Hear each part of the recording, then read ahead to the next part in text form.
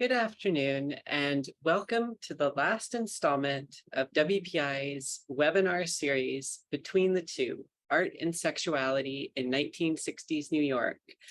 I'm Huffa Frobes-Cross, project manager of the Tom Wesselman Digital Corpus and Catalogue Raisonné, and I just want to thank you all for joining us this afternoon for this last presentation in our series. So over the course of 4 talks throughout June, we have shared the work of art historians exploring the ways in which questions of gender and sexuality were integral to the development of the art of 1960s New York. Each talk in Between the Two explores these questions by focusing on specific artists' works and via broader themes that run through the art and culture of 1960s New York.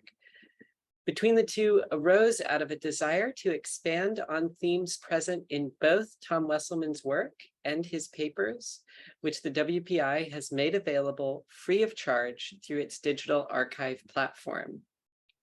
We invite you to browse this archive, which contains photographs, correspondence, and press clippings related to the artists, dealers, and other key figures involved in the art scene of post-war New York. And we hope you'll take a moment to explore these holdings on our website, wpi.art/archives. Our first 3 webinars by David Getze, Joshua Lubin-Levy, and Rachel Middleman are viewable on the Wildenstein-Plattner Institute's YouTube page. They are locatable by searching for the Wildenstein Institute on YouTube. So now I'd like to turn things over to my colleague, Claire K. Henry, researcher on the WPI's Tom Wesselman Digital Corpus and Catalogue Raisonné, who will introduce today's speaker and conduct a short Q&A after the talk. So Claire? Thank you, Huffa, and welcome to everyone who is attending today. It is now my pleasure to introduce our featured speaker, Cathleen Chaffee. Kathleen is the Charles Balbach Chief Curator at the Buffalo AKG Art Museum, where she has organized exhibitions with artists including Christine Sun Kim, Eric and Mack, Jacob Casse, Tamar Guimarães, Anthony McCall, Erin Shirreff, Joe Bradley, and Ellie Ga, as well as historical and thematic projects, including Introducing Tony Conrad, a retrospective, Shade, Clyfford Still, Mark Bradford, Looking at Tomorrow, Light and Language from the Panza Collection, 1967 to 1990, and Over Time, The Art of Work. She co-organized Stanley Whitney, the Italian Paintings, a collateral event with the 59th Venice Biennale. Chaffee previously held curatorial positions at the Yale University Art Gallery, the Museum of Modern Art in New York, and at the Cleveland Museum of Art. She is currently preparing traveling retrospectives dedicated to Stanley Whitney, which will open at the Buffalo AKG in the spring of 2024, and Marisol, a retrospective opening at the Montreal Museum of Fine Arts in October this year, 2023. This afternoon, she'll be presenting her talk, Marisol, Destabilizing Doubles and the Erotics of Sameness, which offers an examination of works featured in the upcoming AKG exhibition and the catalogue Marisol, a retrospective. This afternoon, Kathleen will contextualize Marisol's disruptive approach to the figuration of subjectivity, sexuality, and gender. There'll be a Q&A after this presentation. Please put your questions in the Q&A box rather than in the chat so that we can field them promptly. And now I'll hand it over to Kathleen. Thank you.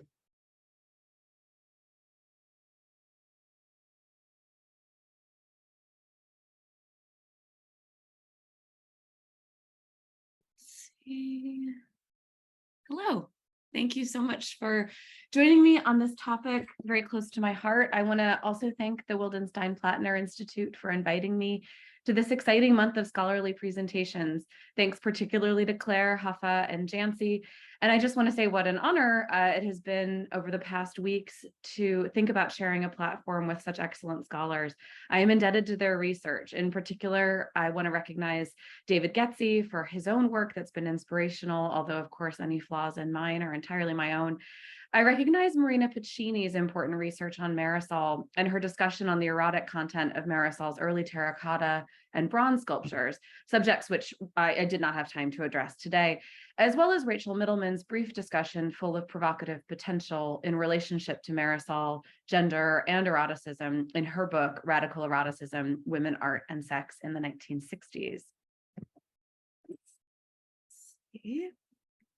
Oops. I came to this topic by having the great privilege to be the curator in charge at what was then the Albright Knox Art Gallery. We've recently changed our name to the Buffalo AKG Art Museum at the time of Marisol's death in 2016. At that time, we learned for the first time, although there had been rumors previously, that she had decided to leave the entirety of her estate, including her apartment in Tribeca and all of the work that she still had in her possession at her death, to our museum. She gave different friends different reasons for her decision on this score. Among them, and perhaps most importantly, although I'm not entirely sure, was the fact that we were the very first museum to buy her work from her solo exhibition at the Stable Gallery in 1962. But I like to remind people that the Museum of Modern Art and the Rose Museum at Brandeis also bought work out of that first show. We were just the first to pay our bill. So I think there must have been a few other reasons for Marisol. We did invite her to show her work very soon after it was acquired. Her dealer of many, many years and very close colleague and friend, Sydney Janis, was from Buffalo. So all of these things may have played a role. But as I mentioned, I was the kind of curator here when that bequest happened and had the singular privilege of helping to work with our entire museum's team in transferring her collection to the museum and in processing this bequest, a process that is still ongoing. But a great many works from that bequest are being celebrated in the retrospective that Claire mentioned. This show opens, as mentioned, at the Montreal Museum of Fine Arts, and I just share a few details on those dates here in case anyone is curious and would like to join us. So what I'd like to present to you today, in addition to a brief introduction to the artist herself, is a look at some of the possibilities uncovered through research into her retrospective over the past 5-6 years. It's a series of proposals about an artist who was truly at the center of the New York art world in the 1960s, if definitely not in subsequent decades, and she is far from a household name today. I approach her today through the lens of sexuality and subjectivity, topics that have really seldom been raised in relation to her work. As David Getze so convincingly argued in his introductory lecture to this very series, avenues in the 1950s and 60s in popular culture for the overt imaging of homosexual or queer experience was definitely rare. And those that can be articulated in the work of an artist who appeared so squarely in the mainstream are particularly fascinating. Marisol remains perhaps the most intriguing and least understood artist associated with pop art. She was an artist whose celebrity really nearly overshadowed her formidable accomplishments. In an extensive interview she gave to Cindy Nemser in the Feminist Art Journal in 1973, she really earnestly observed, following a question from Nemser, "I don't feel like a myth. Do people really think I'm a myth?" When she asked that question, she was at a point in her career when she had been lauded as the rising woman artist of her generation. More specifically, and definitely problematically, she had been proclaimed the first girl artist with glamour by Andy Warhol, mainly for her fashion sense. And she had been called the Latin Garbo for her apparent exoticism, her famed silences, and probably her immigrant status as a Venezuelan artist working in New York. She had seen thousands line up for her 1960s exhibitions, and according to one critic at the time, had been written about more than any living artist in women's magazines, as well as in art journals.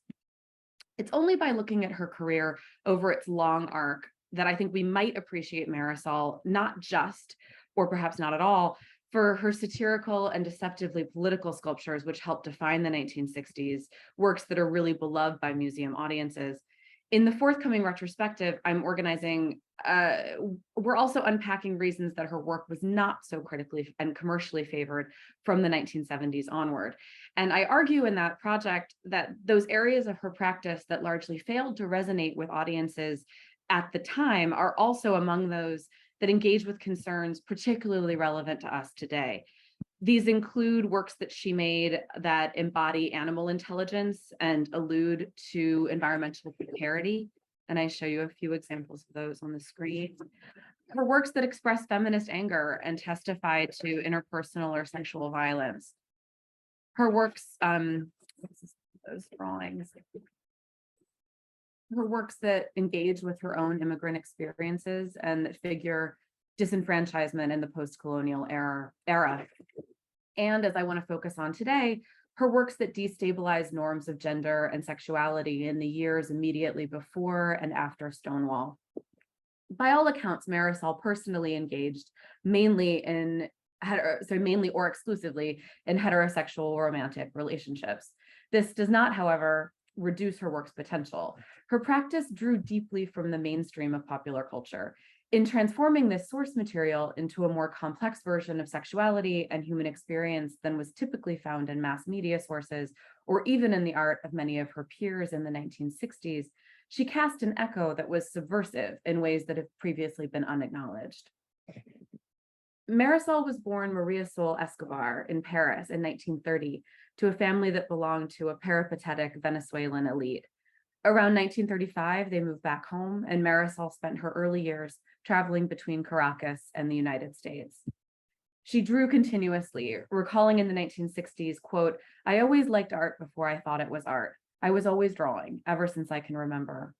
In 1941, her mother died by suicide, and Marisol stopped speaking. She would later say, "I didn't want to sound the way other people did. I really didn't talk for years, except for what was absolutely necessary in school and in the street. I was into my late 20s before I started talking again." During this time, she attended grade school in Caracas. And her family's relative wealth allowed her to dedicate herself to art, starting at a very young age. Even as a high schooler in Los Angeles, she took the bus to night classes in LA after attending her high school classes. She later spent a year in Paris before moving to New York City in 1950, where she continued her education at the Art Students League, at the Hans Hofmann School of Fine Art, the New School for Social Research, and the Brooklyn Museum Art School. Beginning in the mid-1950s, she underwent a period of dramatic experimentation, or undertook all of experimentation. These included trials with wood relief, an unpublished example of which you see here. And this is another example of wood relief, a kind of totemic form. She was also working in stone carving, plaster casting, and terracotta and bronze sculptures. She said that these latter sculptures, an example of which is on the screen, were influenced by some encounters that she had in the 50s with pre-Columbian sculpture, as well as with the kind of striving and tumbling figures that she saw in Rodin's Gates of Hell from 1880 to 1917. Her interest in American folk art can be seen in larger figural sculptures, such as her wood carvings of cats, this incredibly charming cat actually on the screen here, and in more resolved multi-figure reliefs, such as the Hungarians, which is one of her many works that referenced immigration or refugees. She completely transformed the source material that she encountered in her life drawing sessions and art school classes. We have seen sketches that she made in those life drawing classes that show a very similar setup of adults and a small child or an infant in arms to a drawing that you see on this screen. So she's transforming really straightforward art school fodder into a work like this one that seems to equally borrow from science fiction, from Picasso's Guernica, and even perhaps from Matisse's Luke's Calme et Volupté. At the time, she got to know many of the abstract expressionists at the Cedar Tavern, as well as at the Five Spot on the Bowery. She would later describe, quote, "I was a bohemian. I used to know a group in the village who turned on with drugs. That was a very friendly time for me. We sort of lived together." She had her first solo show at Leo Castelli Gallery in 1957, and the show was a great success. But following that experience and the kind of early press that she was getting around her work, she left New York for Rome, Italy. Castelli reportedly asked her, "How can you leave when things are just beginning?" But she would stay in Rome for more than a year. I'll come back to that time in her life a little bit later. But this was the first of many times that Marisol would withdraw after feeling overwhelmed by the close quarters of the New York art world. When she returned to New York in 1960, her work would be truly transformed. By the time she debuted these new sculptures in 1962, life-size, satirical, and easily tied to the emerging movement of pop art, her work seemed perfectly aligned to a new zeitgeist. After a decade of celebrating the relative romanticism of abstract expressionist painters, critics were effusive in their praise for an exhibition that instead seemed to approach humanity through a satirical lens. Critic Catherine Koo wrote in 1963, "No one has deflated human pomposity with greater insight."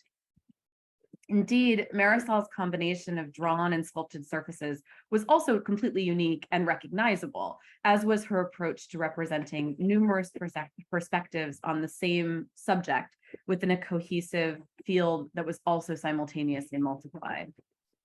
Around 1961, Marisol started using plaster to make casts of her face, her hands, her buttocks, and other body parts. This was a practice she continued throughout her career. Unlike a carving of wood or marble, plaster, of course, indexes a specific body. She used her casts to make sculptures that are fragmentary, heightening the sense of longing and even loss that plaster can invoke. Although she claimed that she used her own body for convenience, she liked to tell reporters that she was always available to serve as her own model when she was working in the studio late at night. These fragments also operate as dispersed portraiture, as if the artist's very identity was broken across space and time. For those who chose not to accept Marisol's assertion that she cast, drew, or photographed her own body mainly for convenience, many saw Marisol's self-doubling as a form of narcissism. Although later feminist critics have unpacked the gendered assumptions of that reading, Cecile Whiting is the one to have done that most thoughtfully in her really still canonical 1991 essay, Figuring Marisol's Femininities. That focused, of course, on the ways that Marisol specifically engaged with feminine tropes. Whiting argued that rather than reflecting narcissism, Marisol had instead deliberately assumed stereotypical feminine tropes as part of a feminist strategy of mimicry and parody, in essence, taking an affirmative approach to roles that otherwise would have subordinated women. Whiting suggested that we should read Marisol's 1960s figures like this one, as, quote, actors capable of producing and disrupting rather than reflecting and revealing the established codes of femininity. In his forthcoming essay on duplication and disappearance for the retrospective I mentioned, I'd also like to note that the artist Alex DeCorte further complicates simplistic assessments of Marisol's sculptures as a form of self-regard. He writes, quote, "To disappear by dividing and multiplying is the art of survival." Alongside casting, Marisol had in the 1950s begun making other records of her body. Late in life, she would write, quote, "The tracing of myself began in Paris in a hotel room. Out of fear of losing my body and my mind, I placed a sheet of paper on the floor and traced myself." This time in Paris was on her way to Rome, right after her successful solo show in 1957. She wrote that this was a truly challenging time, but also the beginning of her real development. Quote, "I thought and stayed alone, trying to rid myself of the feeling I had that society had given me. It was a feeling that I had to reject something in order to be a strong person, even to be myself. I was so used to this idea that I thought I would become nothing if I didn't have it. I almost thought I would die." In another statement, she added that making body tracings at this time, quote, "was a way for me to feel myself there, as sometimes I would become an abstraction and it would frighten me." So during what was a personal and artistic crisis, Marisol placed literally affirmative body tracings between herself and this fear of becoming an abstraction. Tracing her body, she also somehow seemed to preserve her mind. Marisol's memory that her self-representation in drawing began from a fear of losing her body and her mind is interesting. Of course, the mind-body dyad has long been raised in debates over artistic agency. Questions are often asked, was an artist like Jackson Pollock making, automatic paintings in the surrealist tradition, which were ostensibly drawn upon the canvas by forces outside of his control, or were they merely spontaneous, self-directed through the conscious abandonment of composition? And that was what, his critical proponents such as Clement Greenberg would argue. Around the same time as the notebook entry I mentioned, Marisol gave an unpublished interview in which she was asked whether painting ever held an interest for her. She replied, quote, "No, I never really understood the problem of perspective very well. What is inside? What is outside? And where is the midpoint?" Taken together, these statements suggest a rather existential, if not existentialist, route for Marisol's approach to representation in the early 1960s. Many of her fantastical drawings from this period share a continuity less with the free association or automatism of the surrealists from the first half of the 20th century than with the walking World War I soldiers of Otto Dix or the bruised and mottled subjects of Ivan Albright. Rather than coherent, autonomous selves, her drawings seem to imply that humans are embodied collections of fragments and fissures with porous borders and mutable identities. This is the case in works as far apart as her earliest depictions of a mother and child, which we see here. And it continued right through into works from the 1970s, such as her drawing here of the elastic skin man, based on historical images of a circus performer who could, quote, "pull his skin out a considerable distance without feeling any pain." And it continued to her masterpiece of printmaking from the 1970s. This is called diptych. And for this work, she took inspiration from a 19th century Japanese tradition of pressing prized fish against paper in order to make an impression and keep a record, making explicit the many sexist associations between women's bodies and the anonymized flesh of fish or meat. Marisol oiled her nude body and, working alone, pressed it against 2 lithographic stones before reworking the surface. The result is an otherworldly nude. It turns the kind of blue body prints of Yves Klein into a sort of écorché. Her heart here, let me see, that you can see her little heart there at the top. It's just a small cartoon drawing here, and her side here is punctured almost like stigmata, but it's a wound that also appears like a mouth ringed with teeth. Something drips out of her pudenda in the middle of the frame, and it continues all the way into the bottom, the detail I'm showing you here. Her left arm in the other frame appears at a broken angle, possibly a trace like this extra pair of feet at the bottom of her pushing herself off of the plate and out of the picture. Marisol came of age during World War II, and it maybe isn't a surprise that so many of her works could be connected to the nuclear imaginary, for example, or the post-nuclear imaginary. For example, it's no coincidence that body parts are often arrested in some process of mutation that both evokes and kind of thwarts metonymy. And that's seen possibly in this sculpture called Shoe from around 1982, a work that I have never seen published before, but we're excited to share in the retrospective. It continues throughout her large format drawings from the 1970s. In these, hands, anuses, vaginas, mouths, and fingers alternately swap places, penetrate, are penetrated by, or in fact become guns. And while her drawn bodies and body parts are invested with an autonomous power, or even an intellect, her drawings of heads alone can seem kind of tortured. In this drawing, for example, nonsense typewriter copy fills the space where her subject's forehead might be, creating a kind of thought bubble of disordered mechanical speech, and it hovers above this weeping eye and a almost monstrous mouth frozen in a grimace. So many of these works seem designed to break down a Cartesian worldview, premised, like much of Western thought, on a belief in a kind of stable, unified self, and also on the confident certainty that in the separation of mind and body, and on the belief that it is through our thinking selves that we access knowledge. Returning to those early body tracings, a series of examples of which I'll show now, Marisol's approach to self-affirmation through the human body was not perhaps what one might expect. For example, in this untitled drawing, we see 2 manicured hands just joined at the wrist. There's no body in between. In this work, a hand and a head seem to have become fully combined, and it presages a self-portrait ring that Marisol would make a few years later. Throughout these examples, we see hands and feet joined again and again, hands and heads on occasion, with really no intervening body between.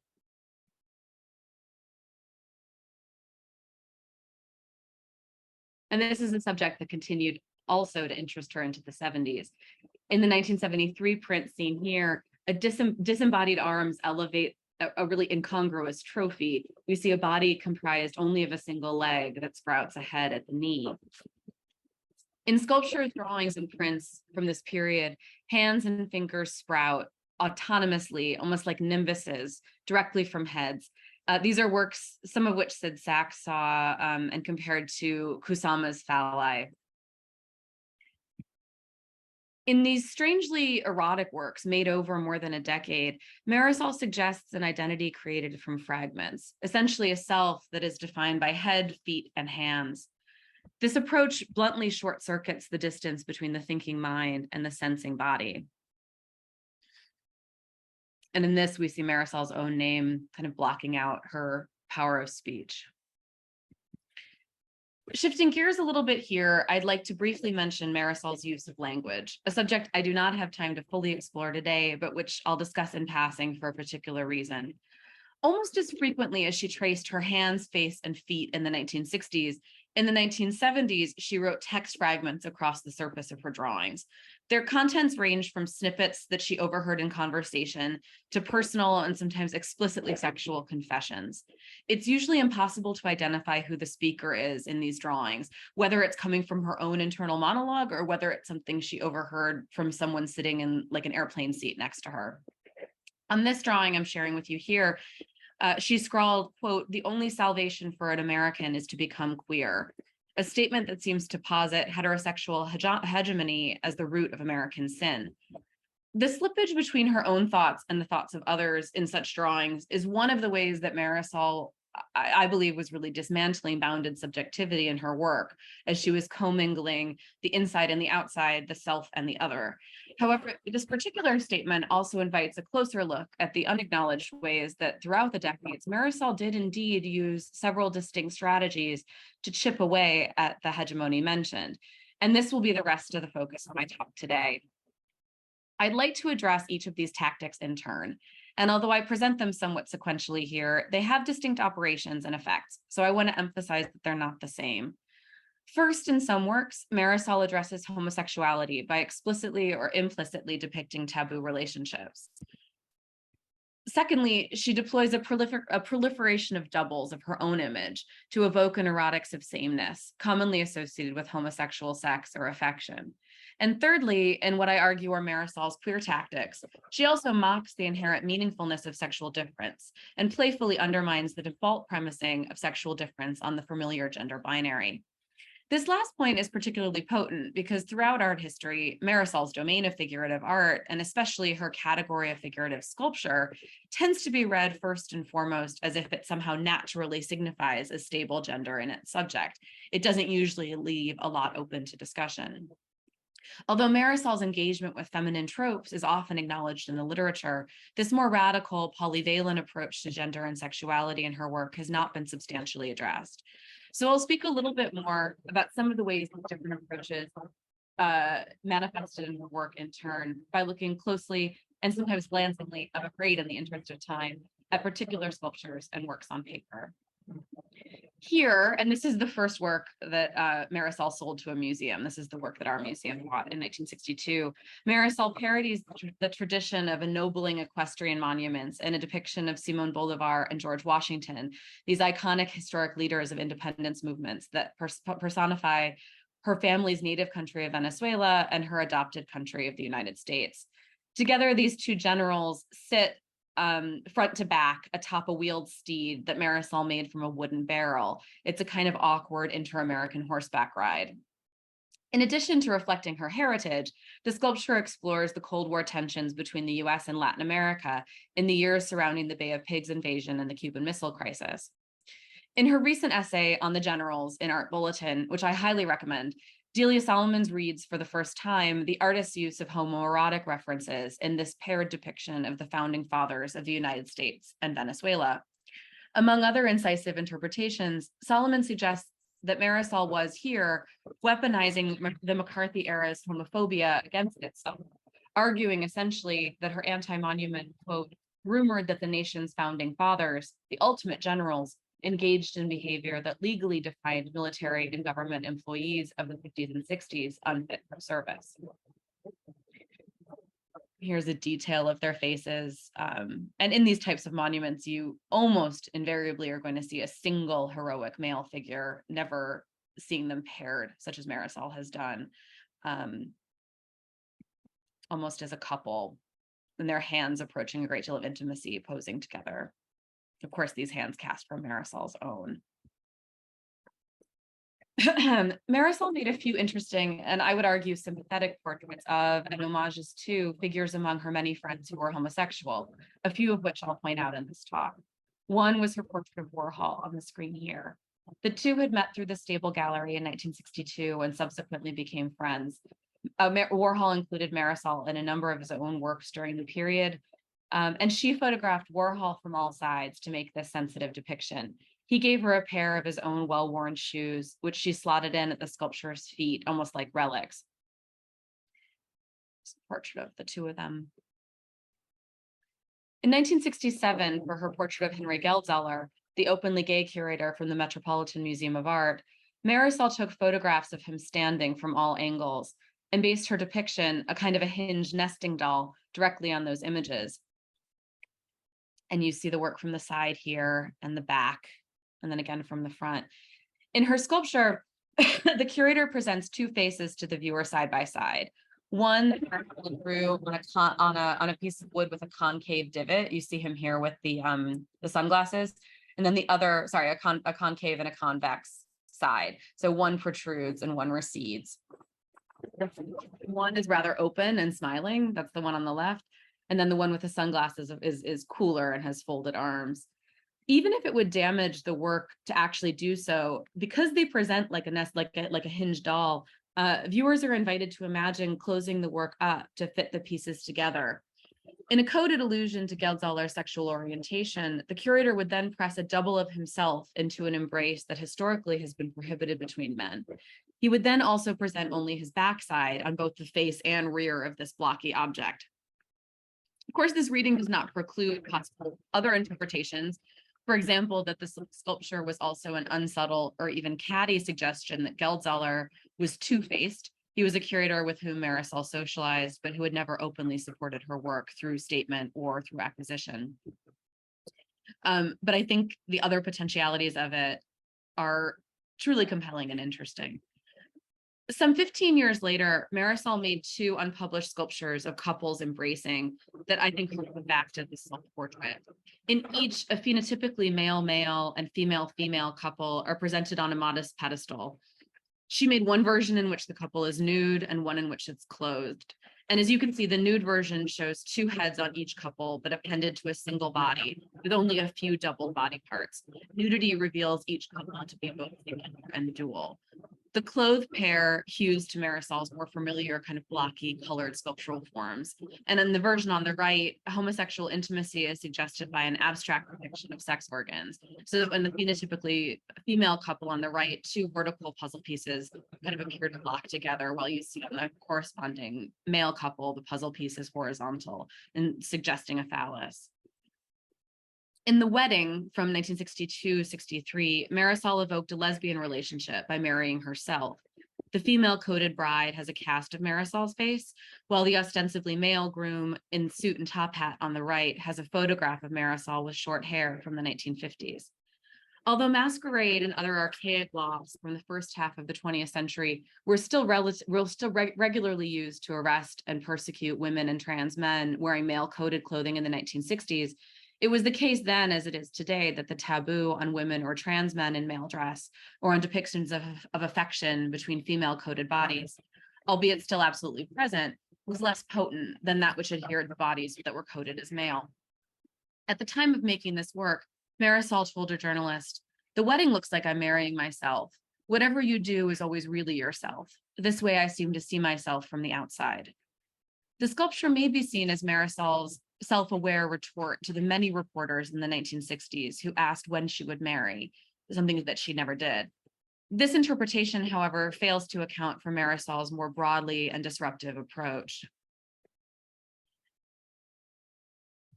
An untitled assemblage from around 1960 to 63 shows two casts of Marisol's own face fitted together like a zipper.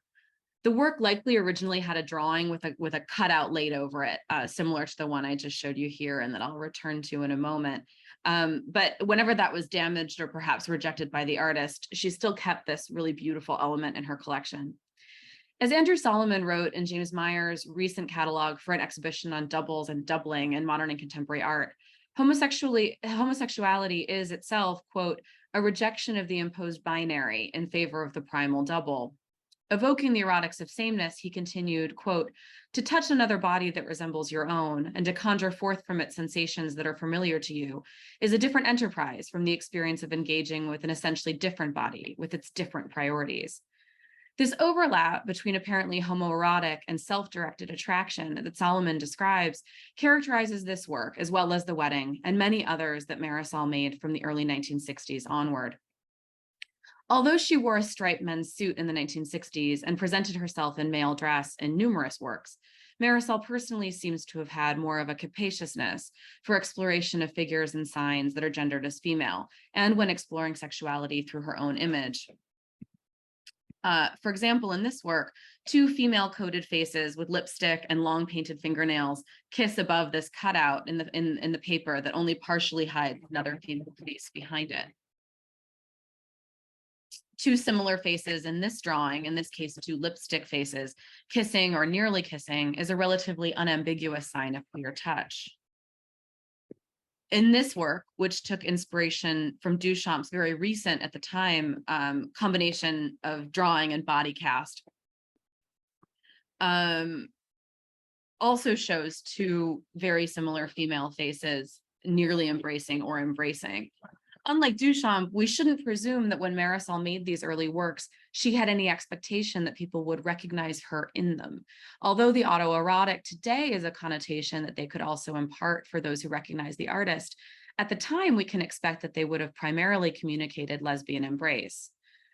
This fact is underlined by the work on the screen, which also used Marisol's own face. This she titled A Portrait of Betty for Betty Parsons, the prominent art dealer and artist who was open in the 20s and 30s about her sexual relationships with women. And I'd like to thank David Getze for bringing this particular work to my attention. I know he has a lot more to say about it, hopefully in a future talk or text. In an illuminated resin sculpture from 1966, one cast of Marisol's own face kisses a two-faced double of itself. The odd woman out in this embrace seems to invite the viewer in to make it a foursome. This was one of three works Marisol included in Erotic Art 66, an exhibition at Sidney Janis Gallery in New York, where she was the only woman included. And this is an exhibition Rachel Middleman has written about and included in her remarks as part of this series just a few days ago.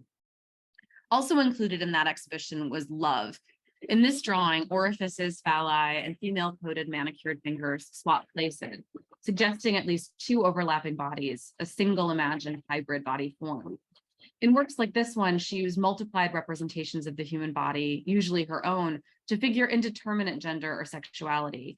Here, of course, phallic and vaginal imagery commingle and double to figure an eroticism that does not adhere to a binary construction of sex. Marisol described such works as a response to the Vietnam War, which she vehemently opposed. She said, erotic art is a way out from war and bombing. It's a good moral idea to distract people from destroying themselves.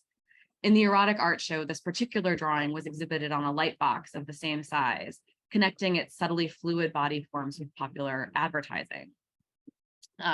Something that continues in a work such as this one. It's telling maybe that Marisol did not include in the erotic art show one of her best known pop sculptures that I share here. It's one that's often been read in relation to eroticism, but also, of course, for its political connotations. This succinct union of sex and consumerism has also been productively read as the Latin American immigrant artist's depiction of America coco-colonization. Particularly relevant, I would just mention for our presentation here at the Wildenstein-Plattner Institute that has conducted so much research on Tom Wesselman. This was a sculpture that belonged to the artist, and he later gave it to the Museum of Modern Art. From the 1960s onward, the body forms in Marisol's sculptures were typically reduced to wood, laminated wood, or metal volumes that were cubic. She once said that she chose not to differentiate her human forms because people in New York were always wearing clothes and coats. So instead, she focused on the parts that she could see, faces, hands, and feet. Often her blocky body forms could not be read as phenotypically gendered until she adorned them in her characteristic way with additional details. As early as 1966, she joked admiringly about minimalists, including Donald Judd and Tony Smith. She said, quote, "I wish I had thought of that. If I removed the heads and ornaments from my work, I would have minimal sculpture." That same year, Eva Hesse followed a studio visit with Marisol by a critical note in her diary. She wrote that Marisol, quote, "left too much on the surface, design, decoration, mystery is lost. She cannot any longer just detach dime store paraphernalia all over. When her pieces hide something from the viewer, we look at them differently." On top of an understandable critique from a biomorphic sculptor to one making explicitly figurative forms, Hesse had seen, as Marisol also did, that the use of these quote unquote ornaments was key to what differentiated her from her peers in minimalism and also in post-minimalism. On otherwise anonymizing blocky body forms, Marisol deployed ornaments she could expect to be read as dimorphic, such as handbags, brogues or heels, jewelry, painted fingernails, and red lipstick. In the case of this work, it's only the title, Six Women, a peekaboo glimpse of a modest dress in the break between the blocks, and a few pairs of shoes that convey to us or suggest to us perhaps the gender of women. Due to the anonymity of the forms, which is an extreme in her work, really, in this sculpture, but something familiar from so many of her works, female identity is only tenuously tethered to the external signs by which people are typically gendered. Indeed, a visitor of any gender would see their own clothing, shoes, and bag reflected on the side of the outer woman, whose far side is covered with a mirror.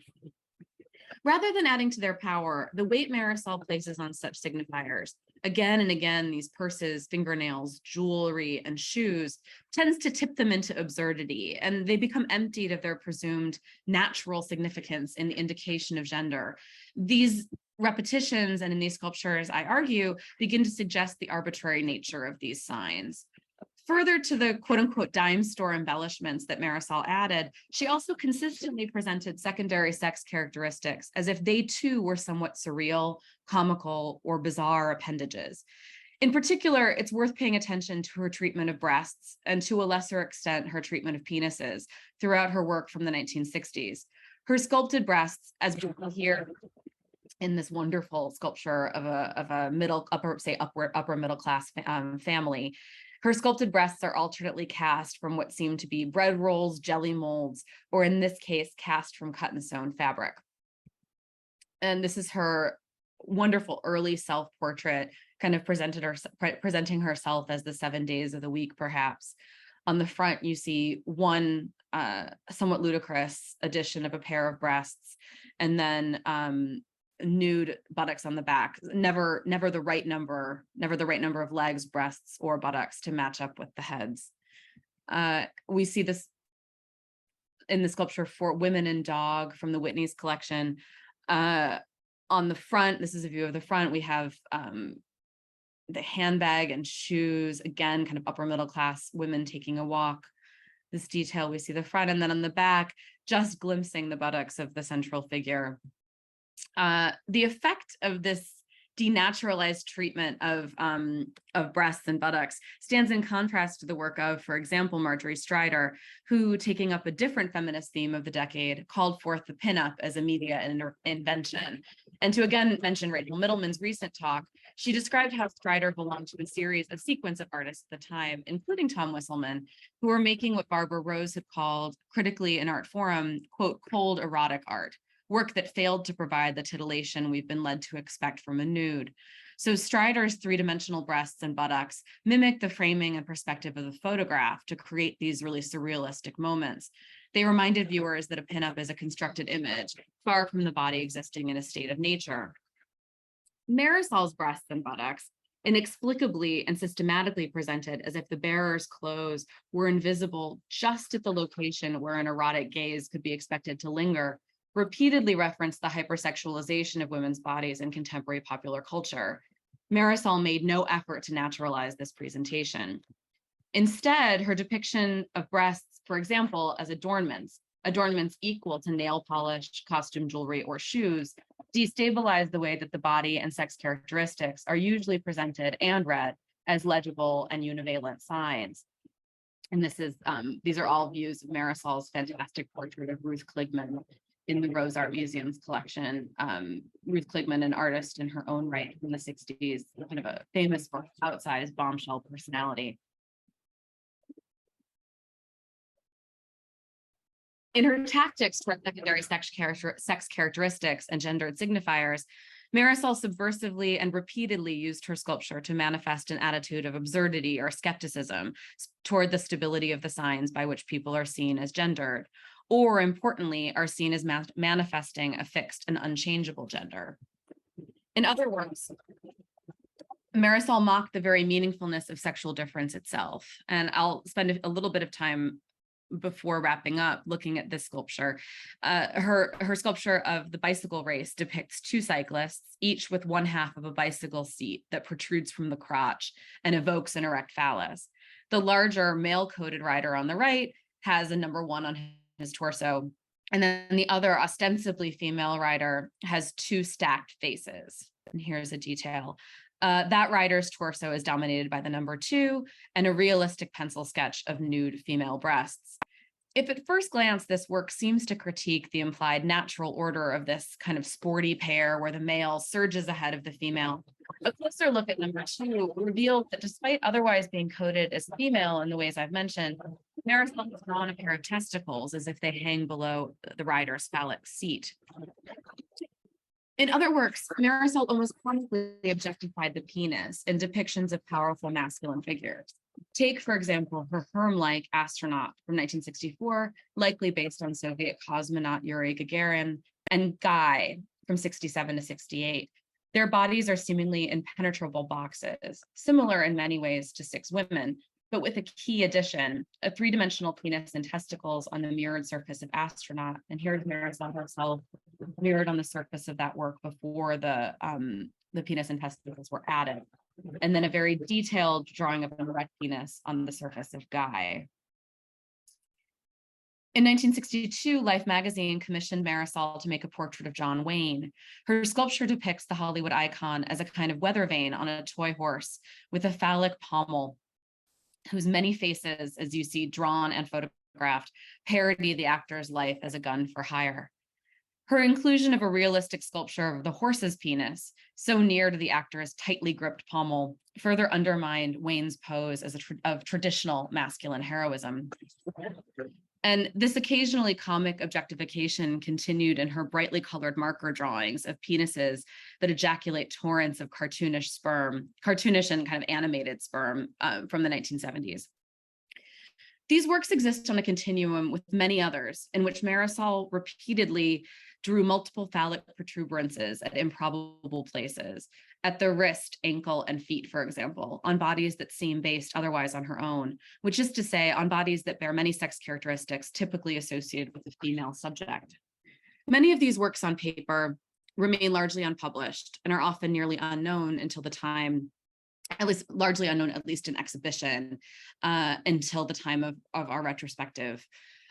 I'd like to conclude here with this image and wrap up. What I've tried to sketch today is a way that lesser known, perhaps seemingly minor works of pop art, or indeed of any movement, may indeed cast iconic works in a new light.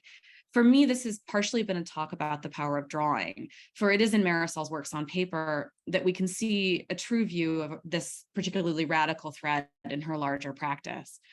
As I described earlier, in some works, Marisol periodically devalued the gendered signs that society takes as legible and as stable.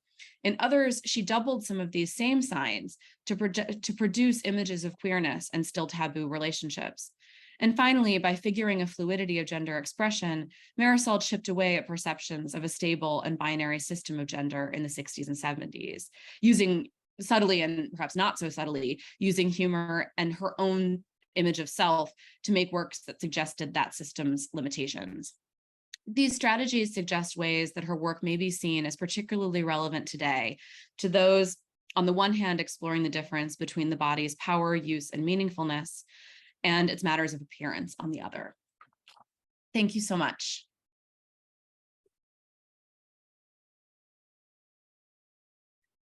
Thank you, Kathleen, for this fabulous talk.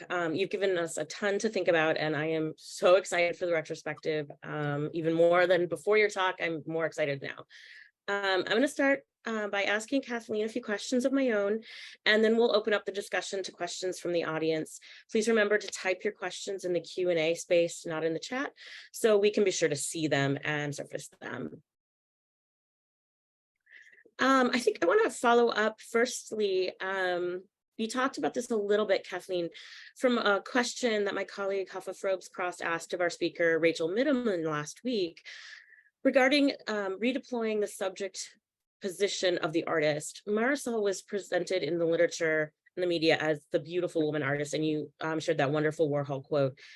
Are there ways in which she played with that subject position or acted to undermine it? And I'm wondering here specifically with reference to the ways in which she portrayed and fragmented herself in her work.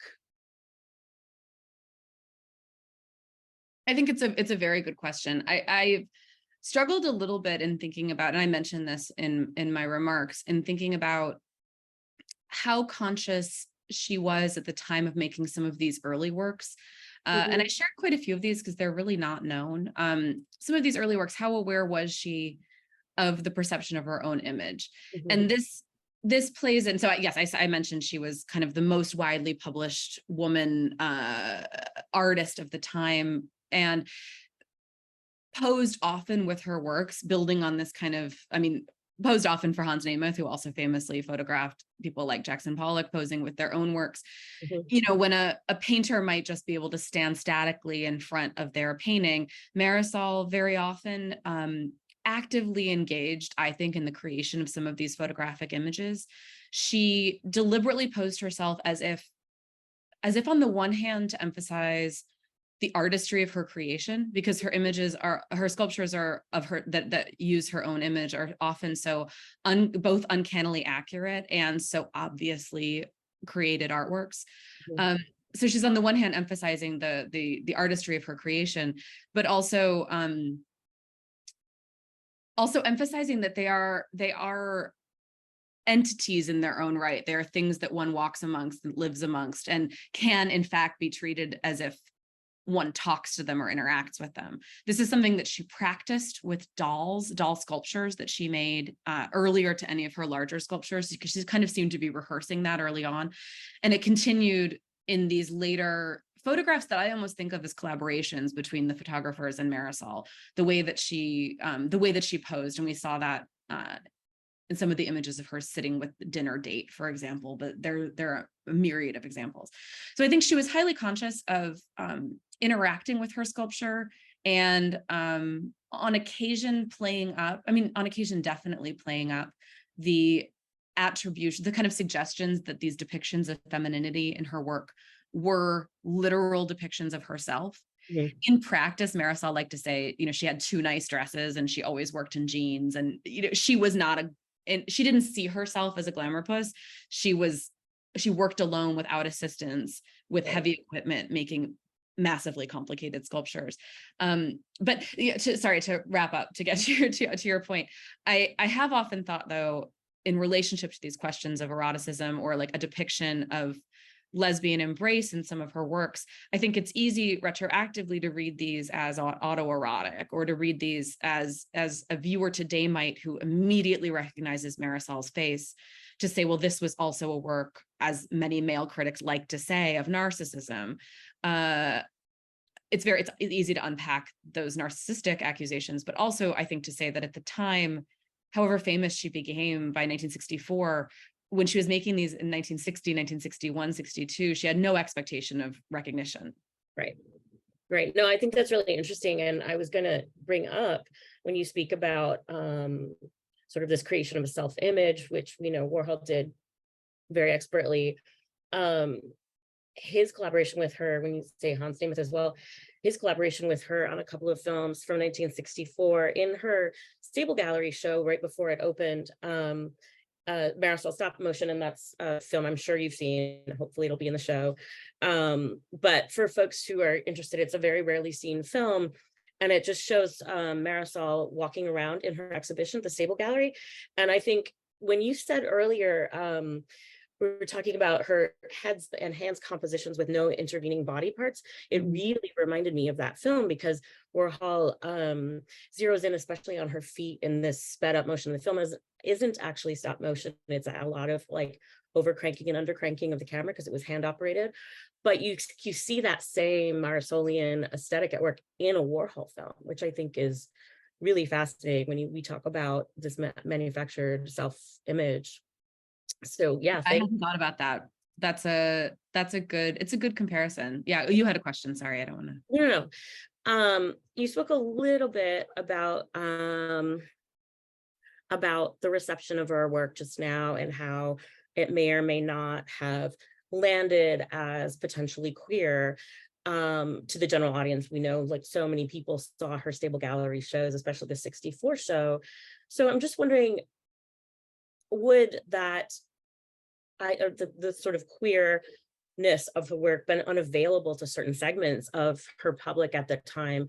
Did she make art that evoked queerness and gender play in forms that seemed primarily legible, either by virtue of how she was perceived in the art historical references she was making, or not necessarily as frighteningly challenging to sexual or gender norms. I'm just wondering if you spent any time thinking about that. Right. I mean, so there's a twofold way of answering that. On the one hand, looking at the critical record, it's clear that this is not how those works were read at the time that they were deployed.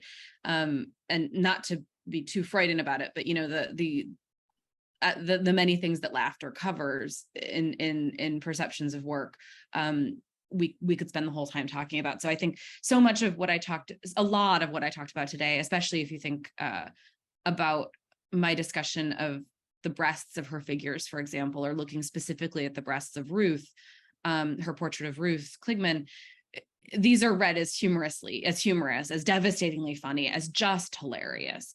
And there's almost no one at the time, I can't think of anyone who took the time to sort of consider the operations that are going on here. I think people took in the larger elements of caricature very well, and the radicality of her artistic approach, just sort of completely incongruous and improbable combination of drawn, sculpted, real, found elements and forms.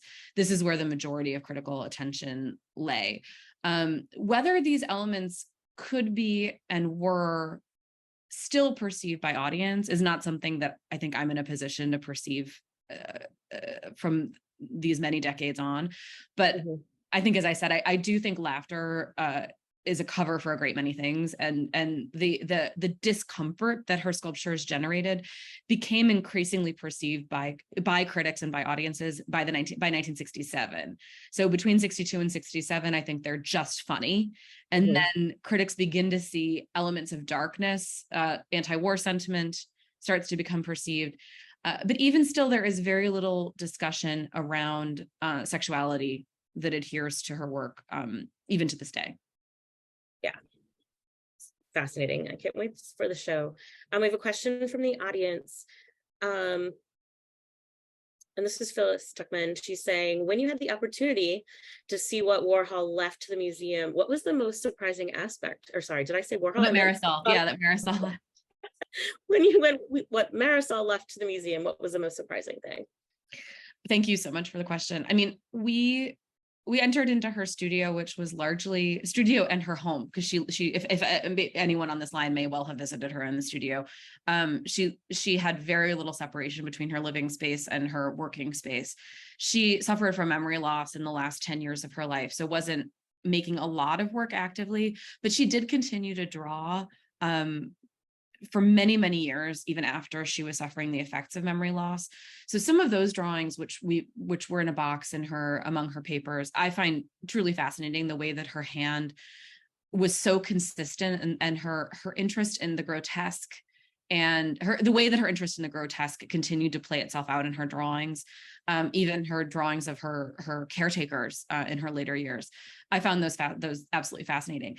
In a larger sense, though, the greatest surprise and discovery in the bequest is her work on paper, is her work as a graphic artist. We received around 50 larger sculptures, around 50 studies, but as many as 500 works on paper. So we're still even cataloging them and discovering, what are duplicates of prints. She kept whole boxes of many print runs and things like that. So those are still being processed. It's exciting. Yeah. Let me just check our Q&A box one more time. All right. And I think to round us out, I've been thinking a lot, obviously, about the body and how Marisol represented her body and her visage in her work, especially beginning early on. And perhaps she would disavow the connection, but it's worth mining. How did what Marisol present by centering her body in her work perhaps prompt or permit artists like Carolee Schneemann or Yvonne Rainer or many others to begin to center their own female bodies in art, film, and performance in the same period? That's a hard one. I honestly, I think, Marisol was associated with, was friends with, was interviewed by, and was included in discussions of a number of second wave feminist artists and critics. Gloria Steinem wrote a very interesting text about Marisol's self-image that was hovering between admiration and criticism, interestingly. But I don't know how much a number of those artists who I think saw themselves as dismantling mainstream aspects of the avant-garde, if you will, identified with what Marisol was doing, who was someone so, for those brief years in the 1960s, so squarely in the power position in the art world. And this is something I mentioned, Cecile Whiting's wonderful text that still has yet to be surpassed on these questions, specifically about the figuration of femininity in Marisol's work, that she takes up. It's a good question. We'd have to ask some of the artists, but I think there could be subtle permission, but I don't think that she was a quoted source for many of them. Yeah, just very curious. David Getzi has a question for us, and I think that'll close us out. He says, thank you for this great talk. It gives a compelling account of how Marisol unmoored gender binaries and assignments. It seems as if parody, caricature, and critique are the strongest reasons for this. But have you found other attitudes, even infrequent, motivating her breaking down of gendered signs, such as pleasure, adventure, etc., especially in the drawings? I think this is, see, we're getting into the realm of speculation. So I don't, it's a good question. I think that there are some of the obvious, and maybe not obvious, but the explanations I've given that are very tied to examples in the work I stand by and feel strongly about. I think when you get into the 1970s and you start seeing the way that she fluidly and without any preamble in earlier aspects of her work starts merging her face and her body forms with those of fish and animals as a way of kind of heightening environmental precarity, I think you start to see that she was someone for whom I think, and this, like I said, is speculative, I don't think that binaries and categories were that interesting or appealing to her as a person. And well, she said as much, hasn't she? She's definitely said as much, but to unpack it and sort of open it up onto larger aspects of what motivated her, I think that she was particularly unimpressed by and this is where the humor comes in, unimpressed by binaries in a larger sense. Amazing. Thank you. We've actually run past time. I'm going to turn everything over to my colleague, Huffa Cross, to close us out. Thank you to everyone for coming. Thank you to Kathleen for your amazing talk. Looking forward to the retrospective. And here comes Huffa. Hey, everybody. Yeah, so I just want to thank everyone who joined us for this series, and especially our speakers, Cathleen Chaffee, Rachel Middleman, Joshua Lubin-Levy, and David Getzi.